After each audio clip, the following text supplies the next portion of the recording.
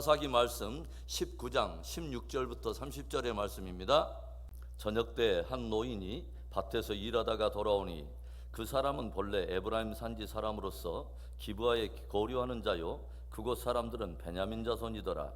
노인이 눈을 들어 성읍 넓은 거리에 나그네가 있는 것을 본지라. 노인이 묻되 그대는 어디로 가며 어디서 왔느냐 하니 그가 그에게 이르되 우리는 유다 베들레헴에서 에브라임 산지 구석으로 가나이다. 나는 그곳 사람으로서 유다 베들레헴에 갔다가 이제 여호와의 집으로 가는 중인데 나를 자기 집으로 영접하는 사람이 없나이다. 우리에게는 나귀들에게 먹일 집과 여물이 있고 나와 당신의 여종과 당신의 종인 우리들과 함께한 청년에게 먹을 양식과 포도주가 있어 무엇이든지 부족함이 없나이다 하는지라. 그 노인이 이르되 그대는 안심하라. 그대의 쓸 것은 모두 내가 담당할 것이니 거리에서는 유숙하지 말라 하고 그를 데리고 자기 집에 들어가서 나귀에게 먹이니 그들이 발을 씻고 먹고 마시니라. 그들이 마음을 즐겁게 할 때에 그 성읍의 불량배들이 그 집을 에워싸고 문을 두들기며 집주인 노인에게 말하 이르되 내 집에 들어온 사람을 끌어내라. 우리가 그와 관계하리라 하니 집주인 그 사람이 그들에게로 나와서 이르되 아니라 내 형제들아 청하노니 이 같은 악행을 저지르지 말라. 이 사람이 내 집에 들어왔으니 이런 망령된 일을 행하지 말라. 보라 여기 내 처녀 딸과 이 사람의 첩이 있은즉 내가 그들을 끌어내리니 너희가 그들을 욕보이든지 너희 눈에 좋은 대로 행하되 오직 이 사람에게는 이런 망령된 일을 행하지 말라 하나 무리가 듣지 아니하므로 그 사람이 자기 첩을 붙잡아 그들에게 밖으로 끌어내매 그들이 그 여자와 관계하였고 밤새도록 그 여자를 능욕하다가 새벽 미명에 놓은지라. 동틀 때에 여인이 자기의 주인이 있는 그 사람의 집 문에 이르러 엎드러져 발기까지 거기 엎드러져 있더라. 그의 주인이 일찍이 일어나 집 문을 열고 떠나고자 하더니 그 여인이 집 문에 엎드러져 있고 그의 두 손이 문지방에 있는 것을 보고 그에게 이르되 일어나라 우리가 떠나가자 하나 아무 대답이 없는지라. 이에 그의 시체를 나귀에 싣고 행하여 자기 곳에 돌아가서 그 집에 이르러서는 칼을 가지고 자기 첩의 시체를 거두어 그 마디를 찍어 12덩이를 나누고 그것을 이스라엘 사방에 두루 보내매 그것을 보는 자가 다 이르되 이스라엘 자손이 애굽 땅에서 올라온 날부터 오늘까지 이런 일은 일어나지도 아니하였고 보지도 못하였도다. 이 일을 생각하고 상의한 후에 말하자 하니라. 사람들은 자율이라고 하는 단어를 사랑하고 또 자유를 매우 소중하게 여깁니다. 무엇인가를 자기의 의지로 스스로 결정할 수 있다는 것, 그것은 가장 인간의 인간됨을 나타내는 고유한 권리면서 특권인 것이죠. 그러나 여러분, 자율이 진실로 참된 자율이 되기 위해서는 그 자율은 반드시 신율, 곧 하나님의 다스림 속에 있어야 합니다. 하나님의 그 다스림 속에 있지 않는 자율이란 결국 자기의 육체와 정욕의 다스림 속에 놓이게 되고 부패와 타락으로 흐르게 되며 그런 왜곡된 자율은 결국 인간의 인간됨을 파괴하는 그런 결과를 가져오게 되는 것이죠. 오늘 우리는 과연 이러한 일들이 하나님의 백성을 자처하는 이스라엘 가운데에서도 일어날 수 있는가 생각할 만큼 전례 없는 타락의 참상을 목도하며 큰 충격을 받게 됩니다. 우리는 어제 새벽 말씀을 통해서 한 레위인이 첩을 얻은 것과 그 첩이 음액을 져주는 후에 유대 베들레헴에 있는 자기 아버지 집으로 돌아갔고 레위인은 그 첩을 다시 데려오려고 베들레헴을 찾아가 며칠을 머물다가 마침내 그 첩을 데리고 출발하여 베냐민 지파의 경내인 기브아라고 하는 성읍에 들어간 내용까지 우리가 함께 다루었습니다. 오늘의 말씀은 자기 첩과 자기 종을 데리고 기브아 성읍을 찾아간 레위인 일행을 둘러싸고 일어난 몇 가지의 사건을 우리에게 보여주고 있어요. 어떤 일들이 일어나게 됩니까? 첫째로는 레위인 일행을 영접하는 한 노인의 환대의 모습입니다. 동족 이스라엘 백성들이 머무는 성읍이라 기브아 성읍에 들어가면 누군가 자기의 일행을 따뜻하게 영접해 줄 것을 기대했던 레위인. 그러나 기브아 성읍에서 그 일행을 맞아주는 사람은 단 한 사람도 없었습니다. 그런데 어둠이 깔리고 저녁이 될 무렵에 한 노인이 밭에서 돌아오다가 레위인 일행을 만나게 되죠. 그 노인은 본래 레위인과 함께 동양 사람인 에브라임 산지 사람으로서 베냐민 지파의 경내인 이곳 기브아까지 멀리 이사하여 거주하고 있는 사람인데 그 노인이 레위인 일행을 따뜻하게 자기 집으로 맞아주었어요. 그리고 그 노인은 그들을 안심시키면서 저들의 모든 양식과 모든 쓸 것을 공개하면서 따뜻하게 섬겨주었습니다.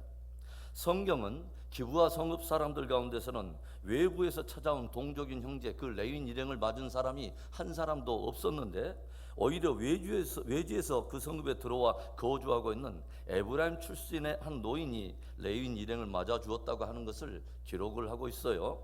어찌 보면 외지에서 들어와서 나그네로 살고 있는 그 노인은 기부와 성읍 가운데서도 가장 힘없고 약한 사람이었을 것입니다.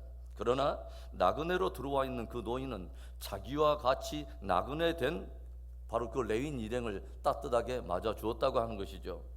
하나님께서는 출애굽한 이스라엘 백성들에게 과나 과부나 나그네들을 따뜻하게 대하고 넉넉한 마음으로 섬길 것을 명령하고 계십니다. 왜입니까? 너희도 과거 이전에 애굽 땅에서 나그네요 종되었던 것을 깊이 기억하라고 하는 것입니다. 그래서 하나님께서는 땅에 파종하여 누군가가 그 모든 것을 소산을 거두는 추수할 때에도 모두들 다 인색하게 그 모든 것을 다 베어버리지 말고 고아나 가부나 객들을 위해서 일부러 그 일부를 남겨둬서 저들이 먹도록 배려하라고 주님은 말씀을 하세요. 나그네로서 기부와 성불 찾아온 레위인 일행을 따뜻하게 영접한 사람은 그 역시 이곳 외지에서 나그네로 살고 있는 한 노인뿐이었다고 하는 것이죠. 성경이 이것을 우리에게 기록하여 우리에게 보여주고 있는 그 의도가 무엇일까요? 하나님의 말씀처럼 자신이 나그네됨을 인정하고 나그네된 자를 따뜻하게 영접하고 환대한 그 노인의 이야기를 기록하면서 정작 기부와 성읍의 베냐민 사람들 가운데서는 자신들이 나그네였던 것을 기억하는 이도 없었고, 하나님의 말씀을 따라 나그네된 자를 영접한 사람도 없었다고 하는 거예요. 기부와 성읍에 흐르고 있는 과거에 하나님께로부터 받은 은혜를 기억하는 사람이 없었다고 하는 은혜에 대한 망각과 형제를 향한 인색함, 또 공동체적 책임에 대한 무감각한 기류를 고발하고 있는 것입니다. 오늘도 천성을 향해서 순례 행진을 하는 나그네로서 함께 순례길 가는 나그네된 형제와 자매들을 늘 따뜻한 마음으로 품고 사랑하는 복된 저와 여러분의 믿음이 되기를 주의 이름으로 축원합니다. 오늘 레위인 일행을 둘러싸고 일어난 또 사건이 무엇입니까? 두 번째로는 레위인을 동성강간하려고 하는 불량배들의 위협입니다. 레위인 일행이 노인이 베풀어주는 따뜻한 환대를 받으면서 이제 저들이 서로 함께 아름다운 담소를 나누고 있는 가운데 어떤 사람들이 들이닥칩니까? 22절의 말씀, 그들이 마음을 즐겁게 할 때에 그 성읍의 불량배들이 그 집을 에워싸고 문을 두들기며 집주인 노인에게 말하여 이르되 내 집에 들어온 사람을 끌어내라, 우리가 그와 관계하리라 하니, 기부하의 불량배들이 이 노인의 집에 들이닥쳤는데 저들은 다짜고짜로 노인을 위협하면서 오늘 밤 당신의 집에 찾아온 그 사람을 우리에게 끌어내라, 그렇게 위협을 해요. 왜입니까? 그 사람과 우리가 관계하리라. 관계하다, 야다라고 하는 단어를 썼어요. 알다 또는 한 몸을 이루다, 결국은 한 몸을 이루어 서로를 알다라는 뜻입니다. 그러니까 그 레위인을 동성강간하려고 집단으로 몰려 들어왔다고 하는 것이죠. 어디에서 여러분 많이 본 모습 아니에요? 소돔과 고모라가 하나님 앞에 심판받기 전에 아브라함의 조카 롯이 하나님의 사자들을 자기 집에 영접하여 드렸는데 사람들이 몰려 들어와서 롯을 겁박하면서 무엇을 말합니까? 오늘 밤 너희 집에 들어온 그 사람들을 우리 가운데 이끌어내라. 뭐하려고요? 우리가 저들과 상관하리라, 서로 관계하리라, 동성간의 사랑을 나누겠다고 하는 거죠. 바로 그 소돔과 고모라의 결국 운명은 어떻게 됩니까? 하나님께서 불과 유황으로 심판해 버리시죠. 그런데 소돔과 고모라에 일어났던 바로 그 동일한 상황이 지금 누구에게 또 어디에서 일어나고 있습니까? 베냐민 지파의 경내 기브아 성읍에서 적어도 하나님의 백성됨을 자처하고 있는 바로 그 사람들에 의해서 일어나고 있다고 하는 거예요. 무엇을 암시하고 있는 것입니까? 결국 이스라엘의 타락이 수위를 넘어서 하나님의 심판적 결과가 필연적인 상황이 되었다고 하는 것을 우리에게 들려주고 있다고 하는 거죠. 자기 집에 찾아온 손님을 동성강간하려고 하는 불량배들의 위협에 그 노인은 자기의 딸과 레윈의 첩을 내놓을 테니 그들에게는 어찌하든지 간에 다만 자기를 찾아온 그 레위 형제에게는 아무 일도 하지 말라고 완강하게 저항해 보는데, 더욱 거세어지는 저들의 위협 앞에 레위인은 결국 자기의 첩을 붙들어다가 저들을 위해서 밖으로 내어주게 됩니다. 그러자 저들이 어떻게 합니까? 저들이 그 레위인의 첩을 데리고 가서 밤새도록 윤관을 하고 새벽 미명이 되어서야 그 여자를 놓아주죠. 그리고 그 여인은 만신창이가 된 몸을 이끌고 그 노인의 집 문 앞까지 와서 그 문 앞에서 쓰러져 죽고 말았습니다. 얼마나 두려운 일입니까? 바로 이런 일들이 하나님의 백성을 자처하는 이스라엘 안에서 일어나고 있었다고 하는 것이죠. 여러분, 이런 일들이 계속 일어나게 된 그 가장 근원적인 이유가 뭘까요? 사사기는 그 이유를 아주 짧게 우리에게 들려주죠. 왕이 없을 때 모든 사람이 자기의 소견에 옳은 대로 행하였더라. 즉 백성들 안에 왕이 사라지고 있다고 하는 거죠. 백성들 안에 왕이신 하나님을 둘 자리를 저들이 다 제거하고 말았다고 하는 것입니다. 하나님을 벗어난 저들은 자기의 육체와 정욕이 요구하는 대로 행하였고 자기의 소견에 옳은 대로 행함으로 이제는 스스로 왕이 되어서 무법자가 되어버렸다고 하는 것입니다. 그렇다면 여러분, 우리들이 살아가는 이 시대는 과연 소돔과 고모라의 시대에 견주어 볼 때 죄악의 수위가 그들보다 더 못하다고 과연 말할 수 있을까요? 기브아 성읍에서 일어난 그 사건들이 너무도 자연스럽게 일어날 수 있는 그런 시대가 되었다고 말한다면 제가 너무 넘겨짚어서 염려하는 것이 됩니까? 아닐 것입니다. 남편과 아내 말고도 함께 좀 즐길 수 있는 이성 친구 하나가 없으면 무능력한 사람으로 치부하는 바로 이런 시대. 자기의 남편과 아내를 다른 사람의 남편과 아내와 서로 바꾸어 관계하는 소위 스와핑이라고 하는 동우회들이 일어나고 그런 일들이 버젓이 일어나고 있는 그런 시대. 더욱 하나님과 그분의 진리에 내 삶과 신앙을 메어서 불의하고 음란한 세대 가운데서 끝까지 거룩과 정결함으로 신앙 승리하는 저와 여러분 되기를 주의 이름으로 축원합니다. 오늘 레위인 일행을 둘러싸고 일어난 사건 마지막 세 번째, 첩의 시체를 토막낸 레위인입니다.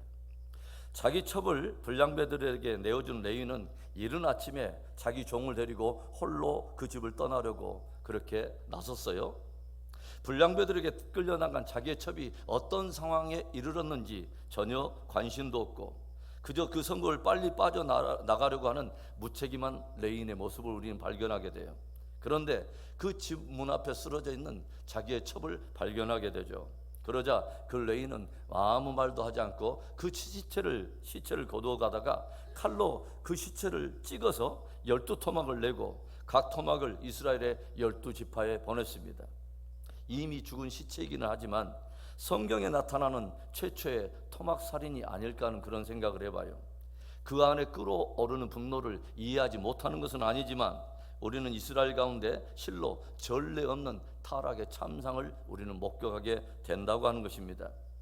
여인의 시체의 토막들을 받아본 이스라엘 지파들 가운데는 이제 큰 소요와 진동들이 일어나기 시작합니다. 저들은 큰 두려움과 분노 속에서 애굽 땅을 벗어나 지금까지 우리가 살아온 이래로 이런 일은 우리 가운데 있지도 아니하였고 이런 일을 본 일은 우리가 없었다고 하는 거죠. 그래서 이 일은 전혀 우리가 묵과할 수 없는 일이고 한 번은 우리는 이 일을 짚어야 한다. 거대한 분노가 일어나죠. 그리고 이제 그 일로 인해서 이스라엘 가운데 한 차례 피바람이 있는 큰 전쟁이 일어나게 됩니다. 여러분, 신앙이 부패하면 윤리적인 타락이 일어나게 되고 하나님을 경외함이 사라지게 되면 반드시 부도덕을 생산해내는 것입니다. 이 모든 참상과 비극의 출발은 저들이 하나님을 떠나는 것, 하나님의 다스림을 벗어나는 것에서부터 시작되었습니다. 이스라엘에 왕이 없으므로 각 사람이 자기의 소견에 옳은 대로 행하였더라. 오직 주와 및 그분의 진리를 붙들고 끝까지 신앙 승리하는 저와 여러분 되기를 다시 한번 주의 이름으로 축원합니다.